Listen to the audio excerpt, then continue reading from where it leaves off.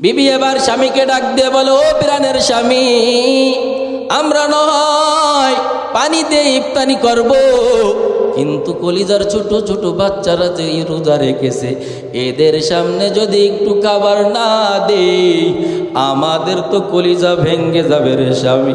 স্বামী এবার ডাক দিয়ে বলে, এ বিবি টেনশন করবা না, আমি ইফতারি ব্যবস্থা করতেছি।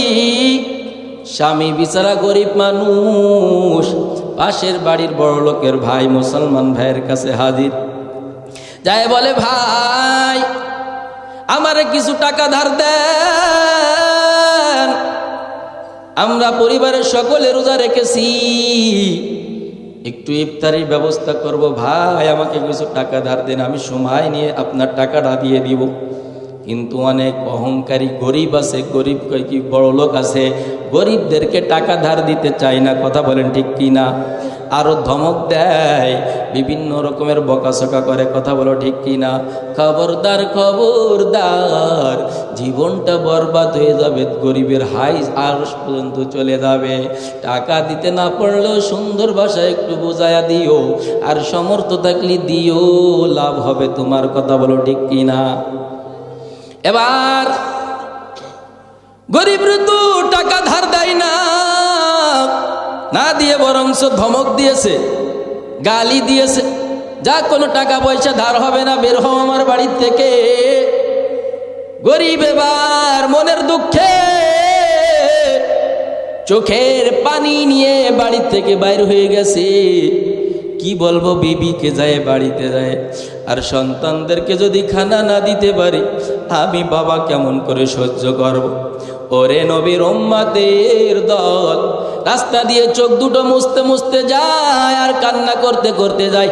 ইতিমধ্যে রাস্তার মধ্যে এক বেদিন ভাইয়ের সঙ্গে সাক্ষাৎ। ও ভাই, তুমি কেন কাঁদো? ভাই ভাই আপনার জেনে কোনো লাভ নাই, আপনি জানগা। ভাই না ভাই একটু বলেন। পুরো ঘটনাটা বলল। এবার বেদিনের দিলটা নরম হয়ে গেল, বলল, ভাই তুই এই যে টাকা নে, ইফতারির ব্যবস্থা কর, সন্তানদের মুখে হাসি ফুটানোর ব্যবস্থা কর। তুই পারিস আমার টাকা দিস, না পারিস টাকা তুই না দিস, তাতে সমস্যা নাই। আল্লাহু আকবার। আর একটু জোরে বল আল্লাহু আকবার। এবার বেদিনের টাকা নিয়ে ইফতারির ব্যবস্থা করেছে। গরিব এই রোজাদার ইফতারির ব্যবস্থা করলে এবার কই কি ইফতারির সময় তো দোয়া কবুল হয়। ও কলিদার যুবক, ইফতারির সময় দোয়া কবুল হয়। ও আম্মা জান, ও ইফতারির সময় পেঁয়াজি খাওয়া নিয়া, সুলা খাওয়া নিয়া, ইফতারি কই কি শরবত খাওয়া নিয়ে চেঁচামেচি করে সময়টা নষ্ট করে দাও। কথা বলো ঠিক কি না? না না, এটা করবা না।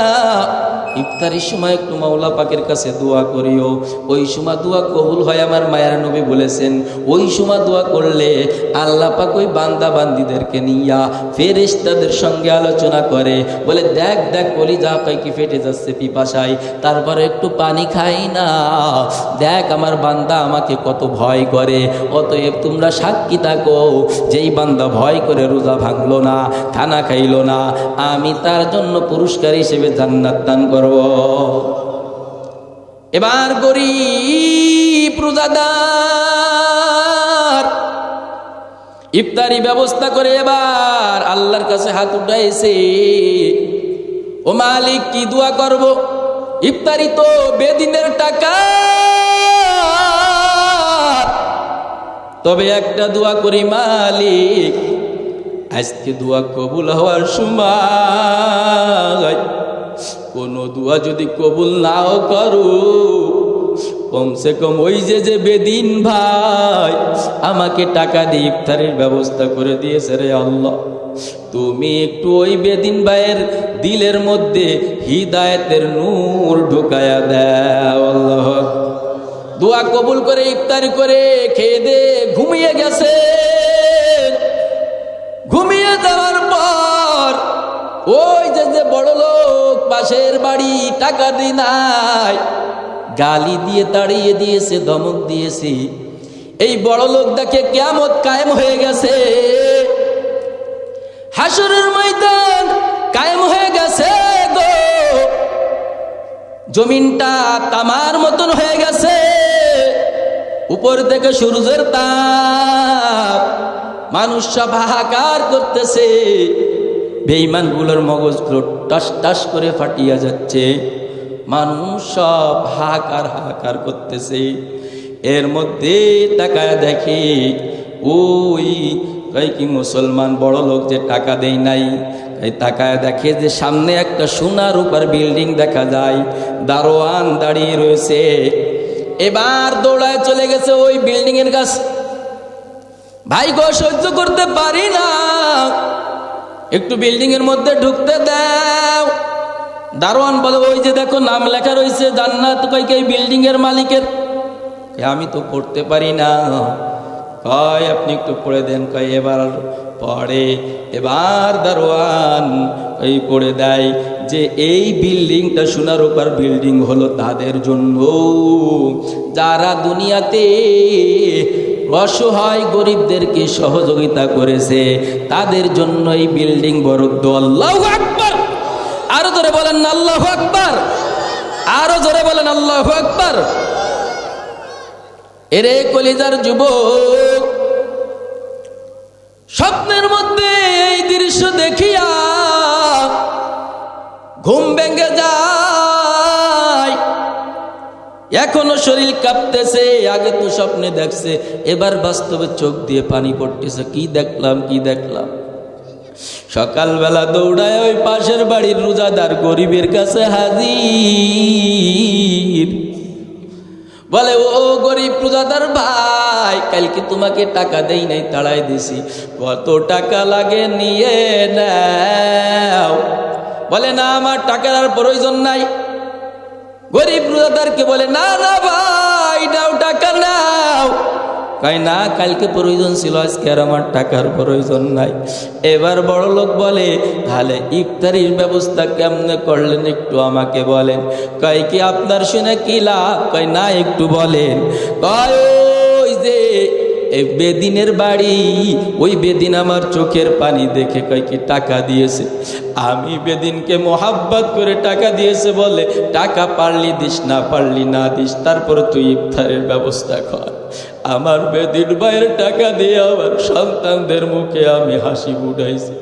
আমি মাওলা পাকের কাছে দোয়া করেছি আল্লাহ যেন তাকে হিদায়াত দিয়ে দেয়।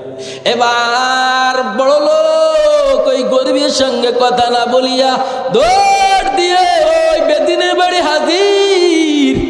বলে, ও বেদিন ভাই, তুমি যে কালকে ওই যে গরিব রোজাদারকে টাকা দিয়েছো, টাকাটা একটু ফেরত নাও।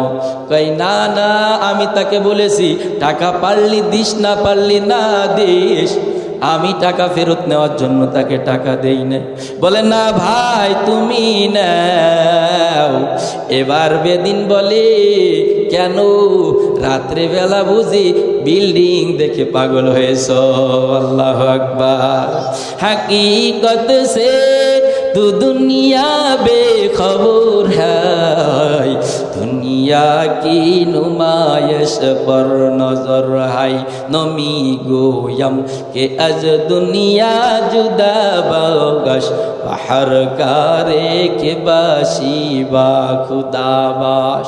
এবার টাকাওয়ালা বড় লোক চিন্তায় পড়ে গেল যে আমি সপ্তাহের মধ্যে বিল্ডিং দেখলাম, এ ঠিক পাইল কেন? আল্লাহু আকবার বলে। বলে, কেন বিল্ডিং দেখে বুঝি পাগল হয়েছো? বলে, ভাই আমি তো কাউকে বলি নাই, তা তুমি কেমনে ঠিক পাইলা? বেদিন ভাই তুমি কেমনে ঠিক পাইলা একটু বলো। এবার বেদুন বলে, আমার দিকে আর বেদুনের তোহমত লাগাইবা না। গতকাল রাত্রে আমার ঘরে মায়ার নবী হাজির, আসি আমার হাতটা ধরিয়া আমার নবী কালিমা পড়ায় আমাকে মুসলমান বানিয়ে দিয়েছে, সুবহানাল্লাহ। এবং আমি ওই যে গরিবকে দান করেছি, এর কারণে আল্লাহ পাক আমাকে ওই যে বিল্ডিং দেখায় দিয়েছে। এই জন্য আমার দিকে আর তোহমাত বেদিনের তোহমাত লাগাইবা না।